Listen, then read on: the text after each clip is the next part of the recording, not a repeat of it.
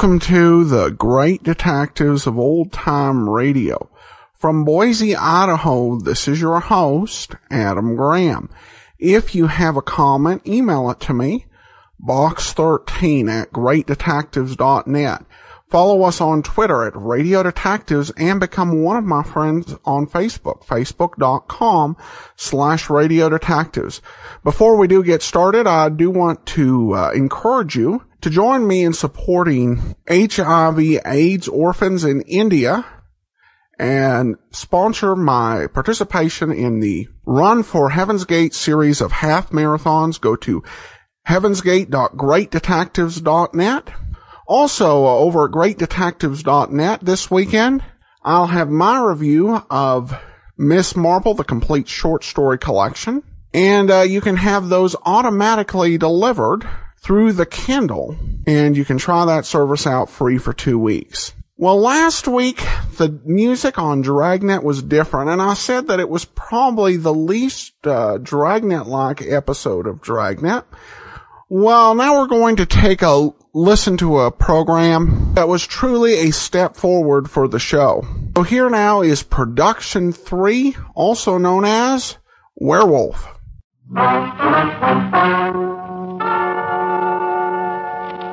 Ladies and gentlemen, the story you are about to hear is true. Only the names have been changed to protect the innocent.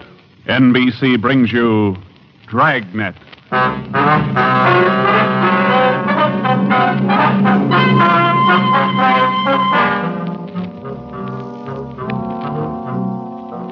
You're a detective sergeant. You're assigned to robbery detail. There's a potential killer on the loose in your city. 18 women have been beaten and robbed by this man. The newspapers call him the Werewolf. Your job is to get him. Dragnet, the documented drama of an actual crime, investigated and solved by the men who unrelentingly stand watch on the security of your home, your family, and your life.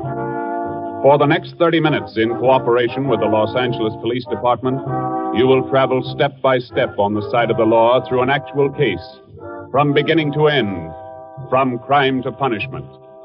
Dragnet is the story of your police force in action. It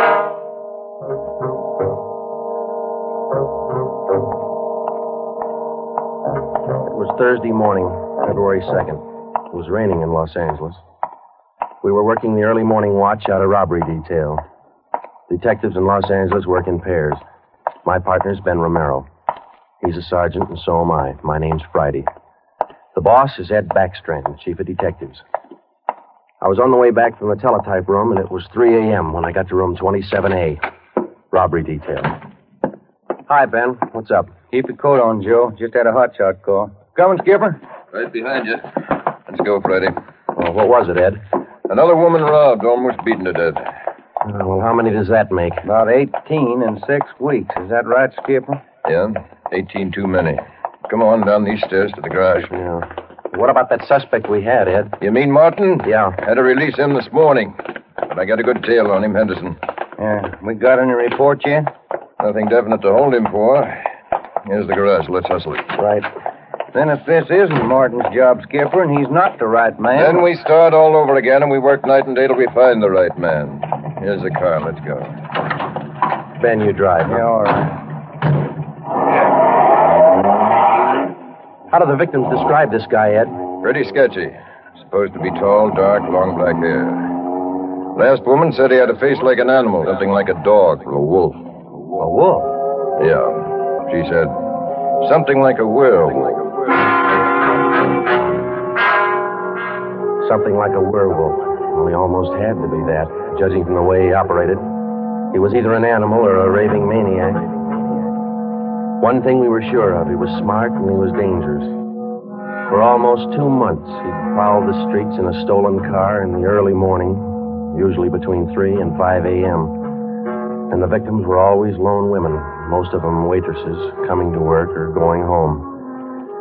He dragged them into the car, robbed them, beat them until they were unconscious, and then throw the body out into the street. That's just what we found when we pulled up to the curb near the corner of 8th and Grand. One cruiser car was already there, and so was the ambulance. About a dozen people were standing around looking at the crumpled figure of a woman sprawled out on the sidewalk. Two officers were talking to the only witness, a thin, sallow-faced newsboy. His story didn't give us much to go on. Like I was telling these cops, or these officers, sir, I was walking up 8th Street on my way home as usual when I see this blue Chevy sedan pull up down the block there a little way and dump out the dame's body. Well, actually, I don't know what to think. You get a look at the license plate? Well, no, I didn't. To tell you the truth, I could hardly keep from... Well, I was just plain scared. Well, what did you do after you saw him throw the body out, son? Well, I just stood there for a minute and the fellow in the car drove right on past me. Did you get a look at him? I sure did. How close were you when he drove past? Well, now, it couldn't have been more than, 8 or 10 feet away. I was right over there by the street light near the curb. Would you know this man if you saw him again? I don't know about his height or his build or his weight, but, mister, his face I'll never forget. Why do you say that? It was just like the paper says about him. Right here on the front page. Here, read it. See? Woman says attacker looked like Werewolf. That's all the newsboy could tell us. The suspect drove a blue sedan. He had a face like a werewolf. We covered the neighborhood for clues, and we questioned a dozen people, but we got nowhere. We took the witness's name and address, and we drove down a couple of blocks to an all-night gas station. 14-hour off to Metropolitan. I'm going in here and call the office and see if Henderson's called in on Martin. We might still have a suspect. Right, Skipper. 13-hour off to Metropolitan. Looks as mad as a wet hornet, doesn't it, Joe? Yeah. Did you get a good look at that woman's face when they moved her in the ambulance? Yeah. Sure does like to mess him up. Oh, I don't know how we're going to get him, Ben, but we better do it fast. Next time, it'll probably be murder. Oh, here comes the skipper, Joe. Uh-oh. Doesn't look good. What is it, Ed? Just talked to Henderson. He tailed Martin to a bar in Long Beach. He hasn't been out of his sight for 2 minutes since yesterday. Martin's clear. And we're right back where we started. Yeah, with one more half-dead woman in the hospital. Well, how about that stolen car, Skipper? Wait a minute. Victim of Get that radio up. Attack. Okay. Code 3. Ambulance dispatched. Attention, all units. On Grand Avenue between Venice and Washington. A woman, victim of robbery and attack. Code 3. Ambulance to task. Code 3, red light and siren. Come on, Friday, let's roll.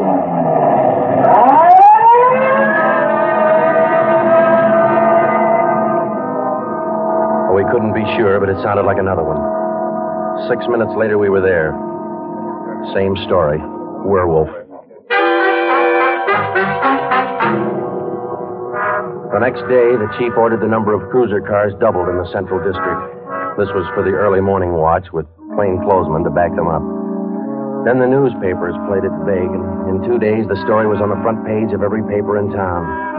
Maybe that should have made the werewolf lay low, but it didn't. Because at 4 o'clock that morning, while Ben and I were patrolling with the other cars, he got his 20th victim.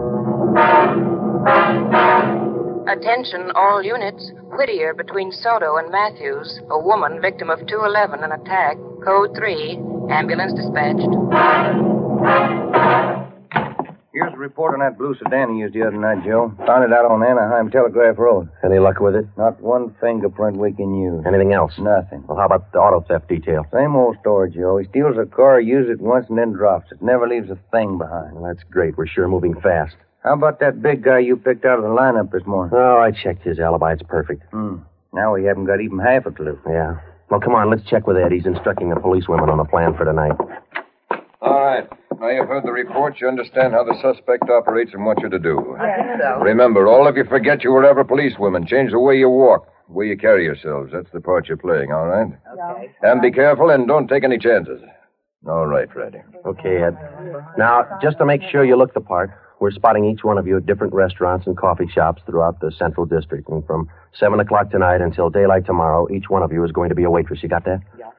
Okay, Ben, you want to give them their assignments? Okay, Joe. Well, here's the way it lines up. Marge Kissel at the Top Hat Cafe. That's on 9th Street between Alpharetta and Westlake. Okay. And Katie Welch, Joe's Coffee House, Brooklyn, Soto. Right. Pat Fielding at the All-Night Steakhouse on Figueroa Street between Florence No, and... the trick of using decoys to lure criminals into a trap wasn't exactly new, but, well, it was just one of the old tricks that we figured might land the werewolf behind bars. At 7 that night, Ben and I made the rounds and found each of the policewomen on her job as a waitress. Well, the overall plan was simple. The girls were to leave the different restaurants between 3 and 5 a.m. that morning and pretend they were walking home. We mapped different courses for each one of them to throw out as much bait as possible and yet not to make it look suspicious. Each policewoman, from the time she left the restaurant and stepped out into the deserted streets, would be pretty much on her own. We had officers planted all along the way at designated intervals, but a big element of chance and danger was still there. All we could do was cross our fingers and hope. How much more time, Joe? Let me see.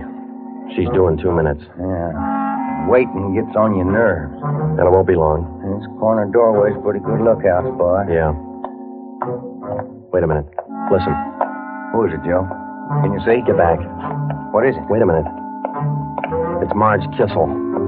There's a man following her, a big guy. If it's the werewolf, where's his car? I don't know. Maybe he changed his plans. Get back. Here they come.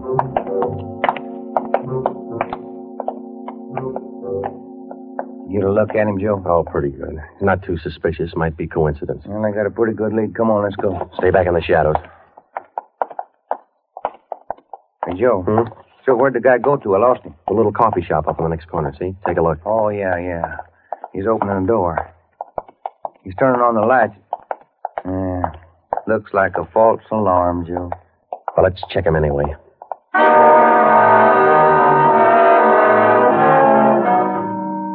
Well, I didn't think we'd be that lucky on the first try, and we weren't. We asked the man a few questions, and it didn't take him long to show us he wasn't our man. He owned the coffee shop. So, Ben and I went back and took up our posts again and waited for the next decoy. We covered that 10-block course 6 times that morning, back and forth, following the bait, but it was almost as if the guy could sense a trap. Not once did we get a nibble. By the time our last decoy finished the route, it was almost daylight. Joe, I never was so glad to see that sun come up in my whole life. My feet feel like they're puffing right up out of my shoes. Yeah, me too. Come on, let's get over to the car and check on the other squad out in Boyle Heights. Huh? Oh. Hit the radio, will you, Ben? Yeah. Joe, there must be some easier job on the force than this. Yeah, you and me both. Now, let's see what happened to the others, huh? 80K to Unit 104K. Come in. 104K to Unit 80K. Go ahead. 104K, this is Friday. You do any good out there? This is Miller. I'll call Curtis. Stand by. 80K to 104K, Roger. What do you think, Joe? Maybe a bite? I don't know. Oh, this guy seems to work like a mind reader. Well, he can't win all of them. 104K to Unit 80K. This is Curtis. Go ahead. This is Friday, Al. How'd you do out there? Any luck? Just checked in the last gal, Joe. Eddie Welch, not a sign. Okay, Al. Have the men check in. 80K clear. KGPL. Okay, let's go, Ben. When we finally got back to the office that morning, both Ben and I were ready for some sleep, but it didn't look like we were going to get it. We just about finished going through the overnight reports for some kind of a lead when the phone rang. Robbery Friday. Hi, Joe. This is Wilkerson, auto theft. Hi, Wilkie. You got something for us? Not much, Joe, but it might work into something. Just got a report in on a pair of stolen license plates. Oh? Yeah. I'm not much of a hawkshaw, but I figure there's just a chance it might be your werewolf boy. How come? I don't know. Maybe just a hunch. After 13 years in this business, you get to know thieves pretty well. Sometimes you got to even think like them. Okay, Wilkie, thanks. We'll check by in a couple of minutes. Right, Joe. What do you have to say? Pair of license plates stolen last night. Wilkie's got a hunch it could have been our man. Well, might be an angle, Joe. If that werewolf guy'd hang on to one car long enough, we'd have a chance at him. Well, he's too smart for that. I don't know, Joe. Sooner or later, he's going to make a mistake. Yeah. Come on, let's check with Wilkie. Well, we checked with Wilkerson. We got the best piece of news we'd had in days. On the average, 95% of stolen cars are recovered or located within 24 hours. In the remaining 5%, Wilkerson, by a simple process of elimination, narrowed down the number of cars the suspect might be driving. Wilkie figured 6 cars. There they are. Now, bet you if you picked up your man tonight, he'd be in one of these cars. Let me see, huh? 2-door black sedan, yellow convertible, another sedan, green, blue coupe, black coupe, and a gray convertible. Well, that's good work, Wilkie. At least we got something to look for now. Yeah, you're right, Joe. Wilkie, you got the numbers of those stolen plates you're talking about? Yeah, right here, Ben. They're already on the hot sheet. Good. Keep us posted, huh? As usual, Ben. See you later, Wilkie. That's a good break, Ben. Something to keep us busy tonight. Tonight? What do you mean? We're setting another trap. Same thing as last night. Same police women, same everything. Well, only this time let's hope he steps into it. You know, Joe, this werewolf character's getting me mad.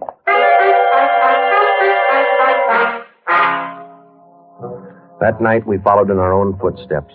We planted the policewomen decoys in 3 separate districts, and a few minutes before 3 a.m., our squad of men took up their positions. The same policewomen went to their waitress jobs in the same restaurants, and Ben and I and the rest of the men stood in darkened doorways or empty filling stations or whatever cover we could find. And we waited and waited. What time is it, Joe? Let me look. 4:30. Oh, thank you. Any sign, Joe? No, nothing yet. Come on, stay in the shadows. That's the way it went all through the early morning. The same plan over and over again until daylight. Ben and I'd check in at the station, go over the late stolen car reports with Wilkie, catch a few hours sleep at home, and then come back and do it all over again. The next night, and the next morning, the night after that, and the morning after that. 5 days later, Ben and I were ready to call it quits. I'll admit it, Joe, I can't figure it. The guy's either psychic or else he can smell a cop a mile away. Yeah, well, at least we got that stolen car angle left. Did you check with Wilkie yet this morning? I'll give him a call now. All right.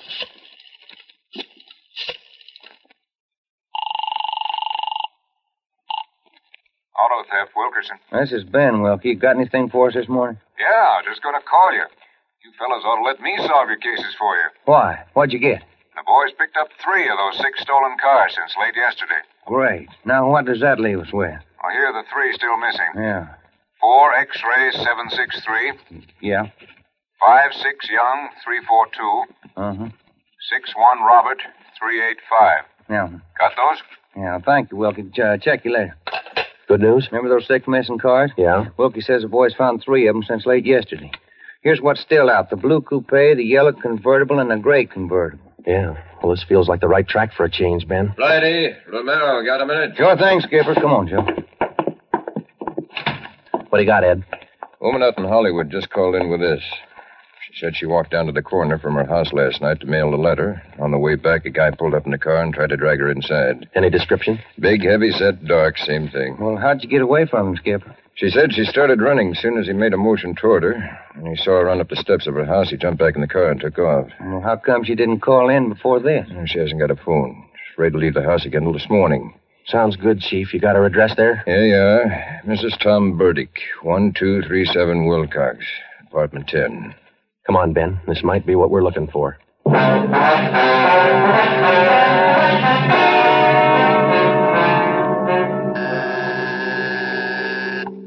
Who is it? Who's there? Sergeant Friday, ma'am. Police. Oh, just a moment. I'm Sergeant Romero, Miss Burdick. This is my partner, Sergeant Friday. We come out to check on your call about that little trouble last night. Oh, well, I don't know if I'm going to be much help to you. I was so frightened about all I could do was just run. Well, could you add anything to the man's description, Miss Burdick? I mean, other than what you told the chief on the phone? Well, now, honestly, I don't think I can. All I saw was this tall, dark man jumping out of his car and starting for me. He had a heavy build and seemed to me, well, a large head with lots of long black hair. Miss Burdick, would you recognize this man if you ever saw him again? Well, I think I might.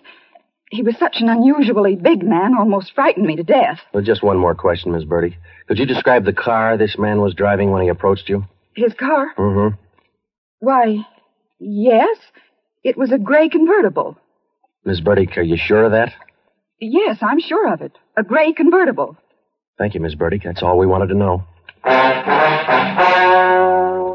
Sometimes when you're on a case, you can chase yourself around in circles for weeks trying to fit together just 2 little pieces of a yard-long jigsaw puzzle. And a lot of the time, you find the answer where you least expect it. But once you get that feeling you're after the right man in the right way, there's nothing that can shake you. When Ben and I got back to headquarters, we went straight to the chief's office with the story, and we had him stake out the gray convertible. In other words, if any detective or officer spotted the car, he reported it back to us, but he stayed away from it. We figured that there probably weren't more than 2 of the victims who could take the witness stand and identify the man who robbed and beat them. Not with a smart defense lawyer, anyway. So there was only one way to catch this suspect. Red-handed. Here they are, Joe. Both sets of license numbers for that gray convertible. Here are the original, and here are the numbers on the stolen plate. Good. Everybody got a hot sheet? From the chief all the way down to the janitor. Fine. Now let's get together with Ed, huh? Hot shot, Joe. Grab it. I got it. On the corner of California and Oakwood, a woman badly beaten. On the corner of California and Oakwood, a woman badly... Come on, Ben, another one. But, Joe, it's broad daylight. Yeah, doesn't figure, does it? Come on.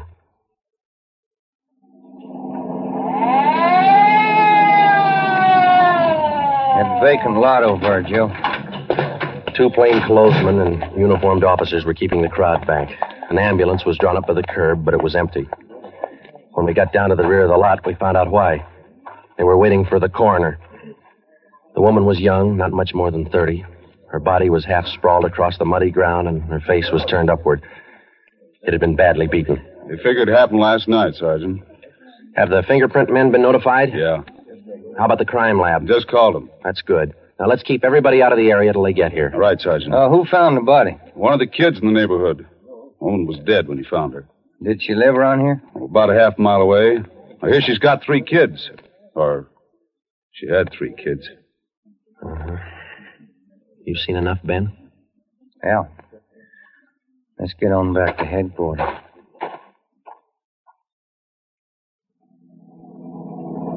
All the way back to headquarters, Ben and I planned our next move. And by the time we got to Ed Backstrand's office, we knew exactly what had to be done.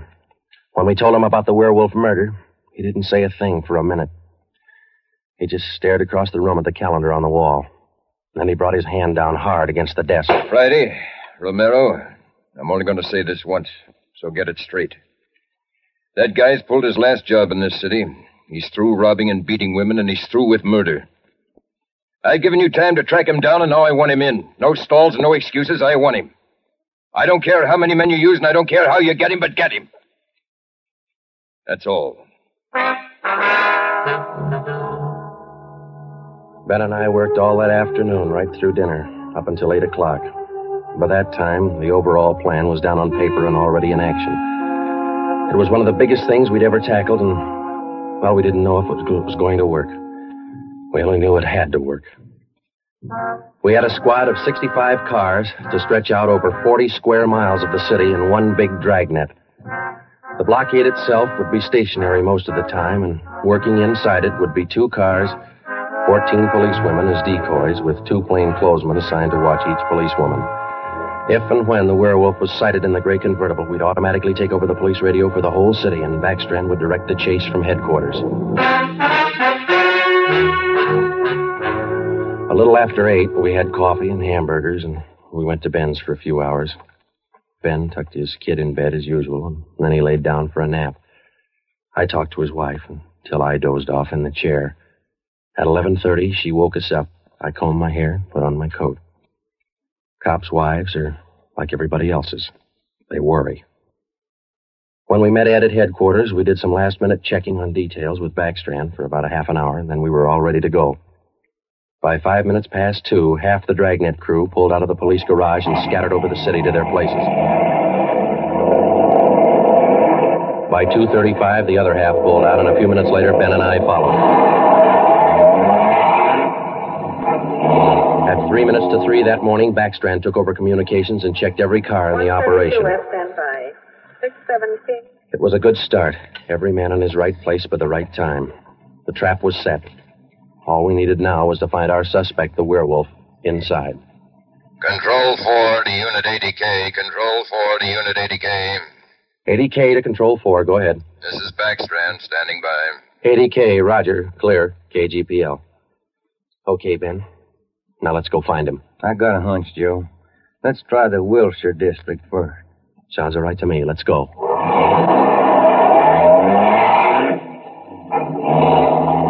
For the first hour and a half, we raked the Wilshire district back and forth. Not a sign. Then about 38 minutes past 4, we headed back for the downtown area and parked in an alley where we could double-check on one of our policewomen decoys. Here comes one of the gals now, Joe. Pat Field. Bet her feet are almost as tarred as mine. You see anything else, Ben? Nothing. Quiet as a church. No, wait a minute. Car just turned the corner. Heading up in the same direction she is. Joe. Joe, it's slowing down. Wait a minute. It's pulling up beside her. It's a gray convertible. It's him, Joe. Come on. Ben, get out. He sees us. He's got a gun. You all right there? Yeah, look at that guy take off. 80K to Control 4. 80K to Control 4. Control 4 to Unit 80K. Go ahead. We've spotted the suspect. He's driving a gray Ford convertible. License 61 Robert 385. Suspect's headed east on Olympic from Alameda. Driving without lights. Suspect is armed. He had a fast car and he knew how to drive it. We almost lost him twice. 2 minutes after we sighted him, Backstrand took over full radio control. Control 4 to Unit 80K. Your location? 80K to Control 4. We're traveling at a high rate of speed, headed east on Olympic, crossing Soto Street. Control 4 to all units. Stand by. Units 11A, 12, and 13R close in on the intersections at Olympic and Lorena. Units 41, 42, 45, and 104K move in on the next 4 crossings east of that. To the north and south, units 105K, 14A, 17R, 43T. Block all main arteries.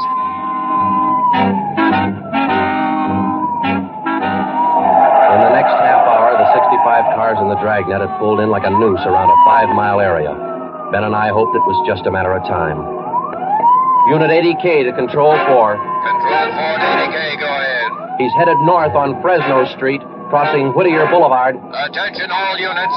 80K now pursuing suspect north on Fresno from Whittier Boulevard. Units 15, 105K, 11R, and 18A block off the intersection on Fresno and 4th. Hey, Ben, up there ahead. What's he trying to do now? Look, he's turning around. Yeah, and he's coming right for us. Watch it, Joe. Look out! Pretty close. 80K to Control 4. Control 4 to 80K, go ahead. Exchanging shots with suspect. Watch it, Ben. Here he comes again. Sure likes to use that gun, doesn't he? Sure does. Hey, Joe, look. Look, he's turning east. He's running for Hollenbeck Park. Yeah, 80K to Control 4. Control 4, go ahead. Suspect just drove up over curb and into Hollenbeck Park. Control 4 to all units. Control 4 to all units. Converge on Hollenbeck Park. Suspect is in the park. He's armed. Use caution. Code 3.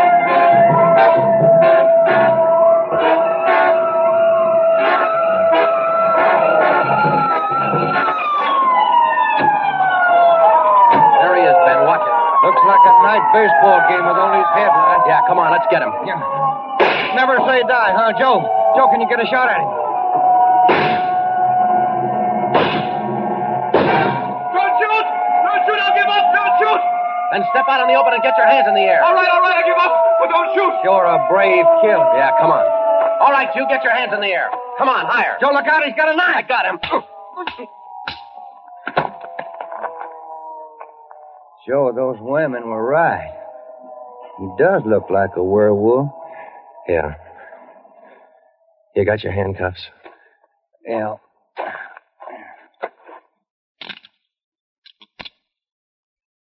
Okay. Got a cigarette? I've been out for an hour. Little place across the street. Maybe we can get some there. Okay. There's the crew from the 41R. Hey, fellas, take him into robbery, will you? Okay, Friday. I think there's a vending machine in there. Uh-huh.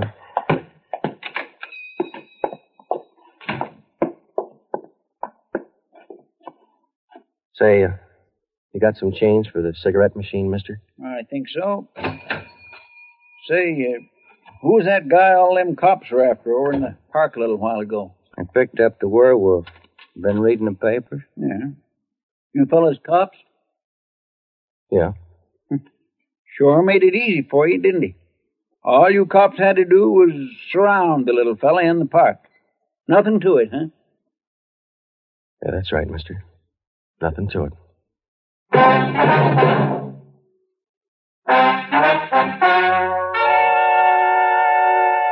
The story you have just heard was true. Only the names were changed to protect the innocent. Walter Barton, known as the Werewolf, was tried and convicted and is now serving a full life sentence at the state penitentiary.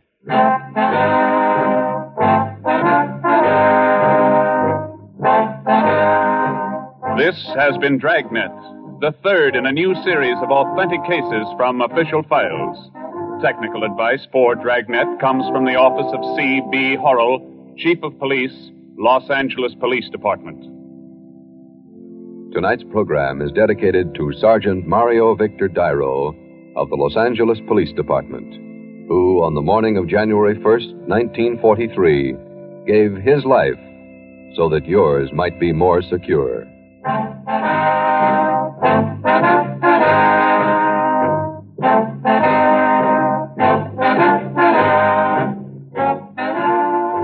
Dragnet came to you from Los Angeles.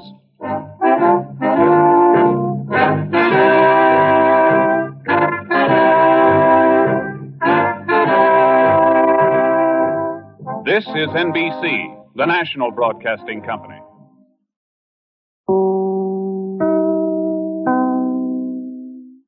Welcome back. What a difference a great score makes, and we really heard it here.